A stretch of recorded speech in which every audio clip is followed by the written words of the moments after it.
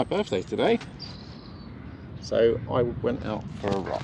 I had the afternoon off, so went to my old stomping ground. So I started in Luton, and and then went to through the trail to Luton, all the way to Wheathampstead, and then circled back on another small cycle path back to Harpenden. So Harpenden is where I grew up, and this is where I used to play in the river as a kid. So the River Lee. This one goes all the way down to London. But yeah. So yeah, down here.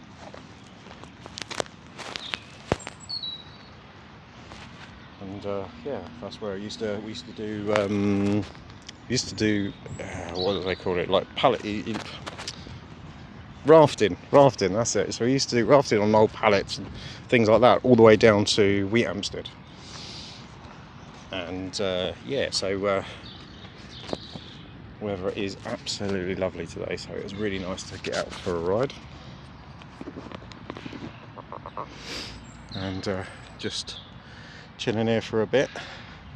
Want to get back probably along the trails before the schools kick out about 3 o'clock, just so I'm not in people's way, and it gets a bit chaotic as well along this one because some of the schools kick out onto this trail. So this, or part of this, you can go through Harpenden and go to the Nicky line, one that we've done several times. We now do that as a joined up bit that goes all the way around Hertfordshire.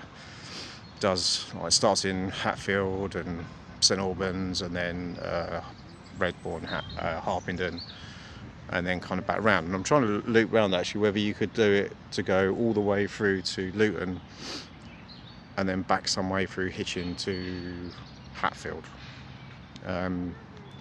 The Hertfordshire route is I'd say it's about 30 miles, so adding that on probably be another 20 miles, so it'll be about a 50-mile round trip. So I kind of got over last year being 50. I hated being 50, I really did, because whilst I was 49, I was still in my 40s. Now I'm in my 50s and I'm 51. But you know, I do unicycling. So I've got my Sherman S with me and my Rook. I've got the Hover X1 as well, so I might go along the trail and use that a bit more. I've used it initially when I first got it, and it's been so windy lately, I haven't had a chance to actually use it. But yeah, I'm out tonight my wife's kindly taking me to this kind of man versus food place where I live, called Crafts and Cleaver. Check out the menu, it's absolutely lovely, massive amounts of meat. But yeah, so that should be fun. Went out last night, had a few drinks and a Chinese, so it's very much an eat and drink-a-thon this week. I think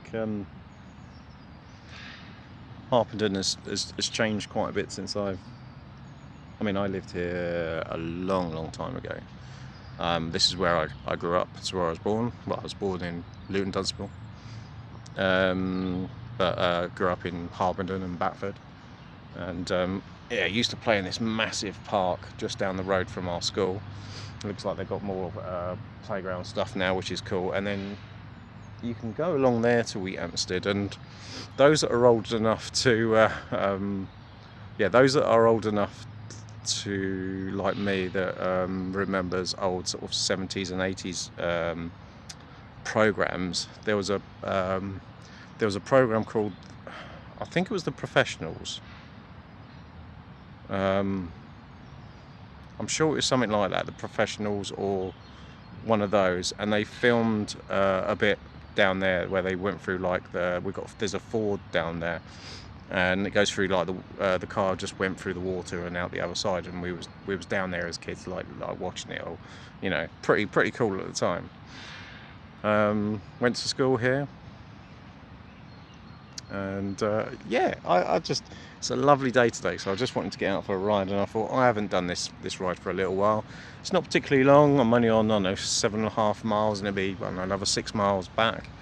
But it's a fun, chilled out ride. What have we got? So I'm holding the Ace Pro that I'm trying out as well, and the microphone. I did do like a 40-minute ride last week, and because the microphone didn't have the dead cat and it wasn't in the right place, the sound was absolute garbage. And I tried doing ride footage with the GoPro. I just don't like it. Well, I do. The quality's good, but with 360, you don't have to worry about the angles until afterwards, and that's the problem with like filming with something like this. But hey ho, you know, give it a bit more go, I think. I've got an M10-4 coming. That's probably due in May. I've got all my Grizzler pads and my Grizzler kit and stuff like that. I can't wait to get back on the M10-4. I didn't give it a try too much the first time I got one. I really like, after having a go on Dean's M10-4, I'm really excited to get that again and have little adventures on that. I'm also getting an M10 Mini, and that's just for mucking around really, and hopefully teaching Molly how to ride a electric unicycle, so we'll see. But yeah, it's quite exciting. And then we've just booked a nice holiday, which we haven't been abroad like the family for 10 years. We're going to Madeira in Portugal for an all-inclusive for 7 nights in July, and I honestly can't wait. Relaxing by the pool with lots of food and drink, sunshine. Yeah, I really can't wait. I'm just waiting for my passport to come back, which is due to come back next week or the week after, so that'll be sorted. What else we've got coming up? So we've got Wales in May, I think it is. Yeah, Wales in May. I'm going on, I won't be doing the Cheddar Gorge one, but I'll be there for the Cardiff one on Friday night, I think it is, and then Brecon on Saturday morning, and then Concombre in the afternoon, evening, I think, and then I'm driving back. So if you are around and you are going on the Wales trips, it's well worth doing it. If you haven't already, check out Carve Wales or Carve UK on Facebook for the details. Awesome rides down that way, and I've not done the Brecon one or the Cardiff one, so that'd be quite cool. And then finally in September, there's a group of us going up to do Glencoe in Scotland. If you saw my Glencoe one wheel video, I think it was last year, I always said I want to go back up there and ride it full, like on a unicycle, and that's what we're doing. So we're going to do some adventuring on the Friday, I think on the Thursday when we get up there, and then on the Friday. Saturday will be the Skyfall Road in Glencoe, and then Sunday back. So it's about 4 days up in Glencoe in an Airbnb. Should be a lot of fun. But yeah, so just chilling for a bit, and then I'm going to head back along the trail. We'll do some more with the X1, and yeah, and then I'm going to enjoy the rest of my afternoon off for my birthday. I worked this morning, but I weren't too bad, and got the afternoon off. And then next week we've got 25-year wedding anniversary, which is crazy amount of time. But that'll be fun. So we both got the day off for that. Going to have a nice meal somewhere and spend a bit of extra time together and things like that. Yeah, not much to say. But yeah, keep watching the video. Some ride footage. Bit of fun. Hope you really enjoy this. Just a chilled out sort of video of me talking to you again. I need to do more of that. I realise that there's a lot of ride videos and not much talking. I tend to do the talking when I've got something to talk about. I want to do a couple of car reviews, weirdly. There's not been much that I really want to review as of late. but I do fancy doing an ID Buzz review if I can work out with VW to borrow that. I know there's lots of stuff out there. I love the look of that, and I really want to do a review of that, or an impressions, or whatever you want to call it. And then the Nissan Ariola,